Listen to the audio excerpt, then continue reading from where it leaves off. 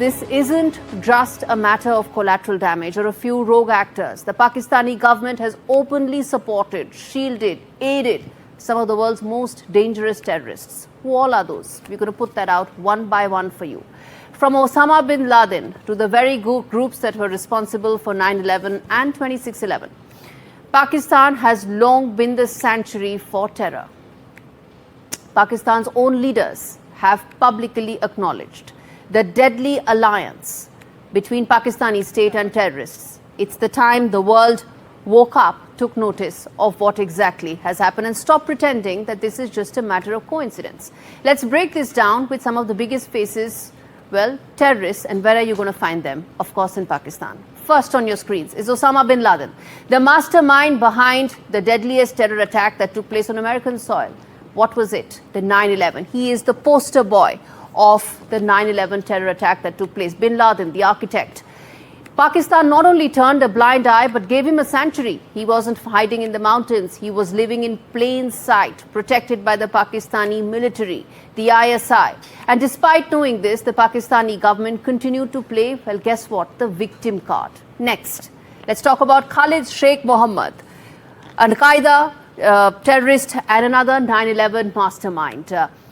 Not only was he a Pakistani guest, but he was captured in Pakistan's city of Rawalpindi. Now, how does a man who happens to be one of the world's most wanted terrorists, end up right under the nose of the Pakistani military? Well, the answer is clear, viewers. It's because Pakistani state and government was complicit. They allowed him to walk freely. Next, I'm going to talk about Abu Zubaydah, Al-Qaeda's mastermind and, well, gatekeeper.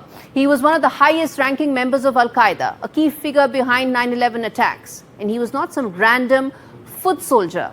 He was, in fact, one of the key operatives operating in the shadows. He found a comfortable home in Pakistan. He was captured in Faisalabad in 2002. These, viewers, are just some of the hundreds of terrorists that Pakistan has nurtured. Their defense minister is on record saying that. Osama bin Laden and several others are all there to spread, well, the ideology of hatred as well as the ISIS ideology, all linked back to Pakistan. The question isn't whether Pakistan supports terror. It's how deep do these ties go while Pakistan continues to claim that they are fighting terrorism. The reality is, viewers, that they are nurturing this. They are playing a double game. For years they've been doing so. The world conveniently looked the other way. But is it now time? Isn't it time to now call out what is happening in Pakistan, playing this dangerous game where they are sponsoring terrorists on one end and continuing to play the victim card? And that's the fault line we are exposing right here. And let's get deeper into this dangerous alliance and what's at stake for the world.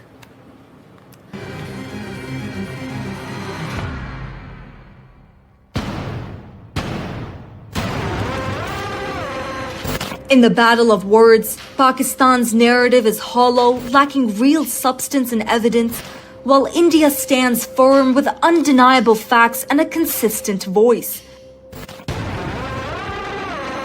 Let's start with Pakistan's official defense. Their DGMO briefings claim Pakistan is fighting terrorism on its own soil, a mantra they've repeated ad nauseum. But where's the proof? The same Pakistan that hosts terror masterminds like Hafiz Saeed and Zakir Rahman Lakhvi on its soil is hardly a credible defender of peace. Instead of offering accountability, they offer denials with no substance to back them up. Now, contrast that with India's stance. The DGMO in India speaks with clarity and conviction. Their briefings are backed by intelligence and hard evidence, not just empty words.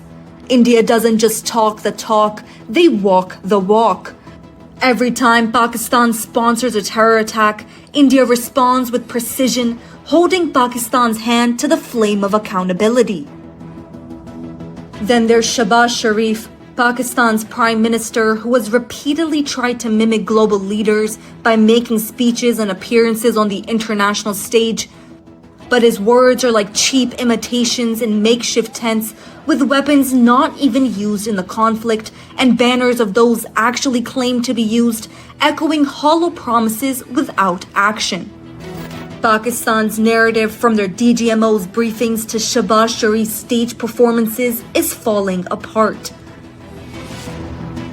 While India's leadership stands firm, armed with proof and a consistent stance, Pakistan continues to flounder, spinning tales with no proof to back them up.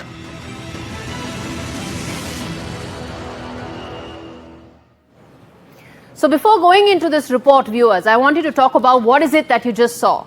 We earlier talked about the Pakistani terror factory, which in fact led to Operation Sindoor. India changed the paradigm, its response to terror. But what happened as India pounded Pakistani air bases? Well, all that came out from Pakistan's side was the propaganda and fake narrative. The stark contrast between India's mature response and Pakistan's propaganda is what this report explained to you in great detail. And I'm now going to get my colleague Shiv to talk more about the India narrative and how India is looking to up the game even further. Shiv, you've been covering every aspect of this story. And as we speak today, in India, we are having domestic constituents fighting over facts on ground. How do we deal with that? The good news, of course, is that India's game right now is predicated on 216 high-resolution images of what Operation Sindoor really created in Pakistan. They are undisputed. These are global images. These are not Indian images. And therefore, everything stems from undeniable proof of what India managed to destroy in Pakistan. That's layer number one. Layer number two is the fact that Pakistan, as you rightly pointed out, its only weapon after having failed to hit India with most of its munitions and drones and missiles, etc., has been launching barrage after barrage of misinformation, propaganda, fake news, which are easily busted. They've been busted even by their own newspapers. They've been busted by, friendly media in the West like Washington Post and New York Times. They've been busted even by some Chinese outlets. So it's that bad. That's how bad the misinformation is. Point number three, the third layer to talk about is Pakistan has hilariously come out with a dossier this time of proof of what they've actually managed to do. A historic milestone in my view, Gaurie, because this is actually the first time you're hearing about not India, but Pakistan, putting together a dossier of proof because they're running around, trying to prove what they actually did and what India supposedly did not do. Right on top of this, like the icing on the cake really, is the India's External Affairs Minister who's going to be heading out into the world. He's going to Western Europe initially to brief countries about what India has done. Vikram Misri, the Foreign Secretary, who's also been facing the nation and answering many of those questions in the run-up to Operation Sindoor and during it, is briefing the Parliament panel before those MPs head out to different parts of the world to share details of the Modi doctrine, as it were, and new rules of engagement with Pakistan. So this is a country that sees only misinformation and fake news as its weapon, given that its most advanced weaponry, all of it China supplied, has been completely exposed. The efficacy and efficiency of these weapons have been laid bare, and that's why Ishaq Dar, the Foreign Minister of Pakistan, has been summoned to China as well. Indeed, we leave it there. Shiv, appreciate you joining us on Faultlines today as we decode Pakistan's terror factory, the propaganda machinery, all of which has completely failed. Well, viewers, when the bombs fell, the world watched. But behind the headlines, there is in fact a deeper story. A story of Pakistan's continued terror sanctuaries, a false narrative, and a global multilateral aid agency ecosystem that continues to fund the terror factories. Pakistan's narrative was built on shaky ground. It was exposed the moment the world questioned their evidence, their satellite images, all of which failed them miserably. And yet the media circus continued. Pakistan's PR machinery, in fact, also tried to push forth the same propaganda. False, ineffective, and the world refused to buy any of it. But now, in a desperate attempt to maintain more relevance on the global stage, they are mimicking India once again. India has formed teams that will now reach out to all global powers, explain what exactly happened, backed by facts, remember, which are on India's side, whether it is the satellite imagery or whether it's the other details which tell what exactly happened in Operation Sindoor and what is the best that Pakistan can come back with. Well, mimicry coming up with its own set of delegations. But what exactly will they say? The truth is not on their side.